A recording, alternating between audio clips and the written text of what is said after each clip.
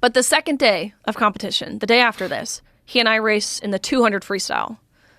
So, look, we get on the blocks, dive off, swim 8 laps of freestyle, touch the wall at the end. I look up at the scoreboard, and almost impossibly enough, Joe, we had gone the exact same time, meaning, of course, we had tied, which is it's incredibly embarrassing for a 6'4" man to not even be able to beat like a 5'5" female.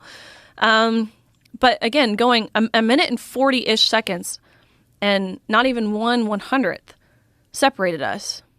You can't tell me that's not divine intervention. But tied, we get out of the water. We go, you can see here, we both went 143.40. Not one of us going 143.39 or 143.41, tying. Get out of the water, go behind the awards podium. The NCAA official looks at both Thomas and myself. Thomas, who is towering over me, right, 6'4", and this official looks at both of us and says, "Great job, you two. But you tied, and we only have one trophy, so we're going to give the trophy to Leah. Sorry, Riley, you don't get one." My Jesus Christ. Heart rate was still high, having just competed. My adrenaline was still pumping.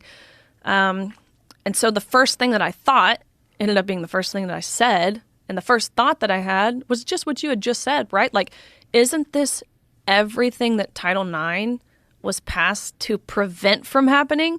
What do you mean you're going to give the trophy to the man in the women's 200 freestyle? I asked the question that no one dared ask all season. And I said, why? Which, of course, he didn't have an answer as to why. They didn't give him a script of what to say when someone asks you the dreaded question of why. And so his first excuse he came up with, he's stumbling on his words, and he's, we're actually just doing this in chronological order.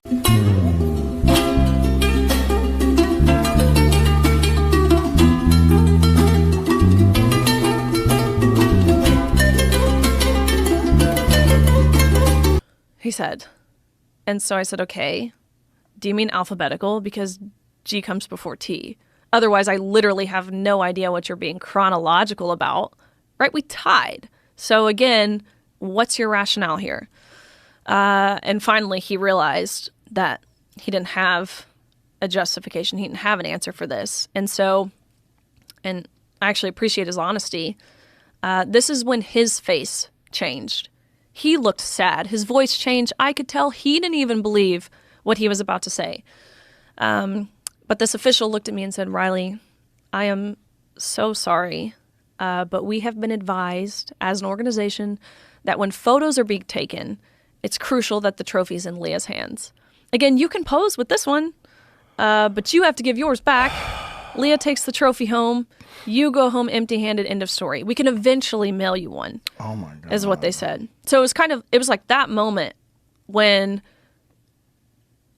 I felt guilty at that point. I felt guilty for participating in the farce. I felt guilty for even getting in the water at this point. And so it kind of hit me.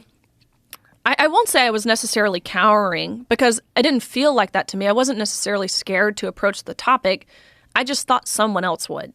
I thought a coach would say something. I thought some other swimmer. I thought someone with political power, someone within the NCAA. Quite honestly, I thought someone's dad would come down there and yank this man out of our locker rooms. But it was in that moment where we were standing on the podium, myself included. I'm standing on the podium, and we're clapping, and we're smiling, and we're cheering. And it hit me. I'm like, what in the world are we clapping for? Because, I mean, really what we're applauding is our own erasure, our own demolition. And so it was right then and there that, again, like a slap across the face, I was like, how in the world can we as women, as female athletes, expect someone to stand up for us if we aren't even willing to stand up for us? Like, this has to come from us. So again, I knew all season the unfair competition was wrong. I knew all season that the locker room aspect was wrong. I knew that the silencing that we were facing from our universities, I knew all of that was wrong. We all did.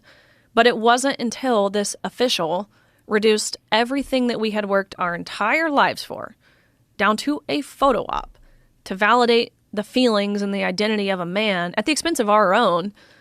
That's really when I decided that I couldn't continue being silent.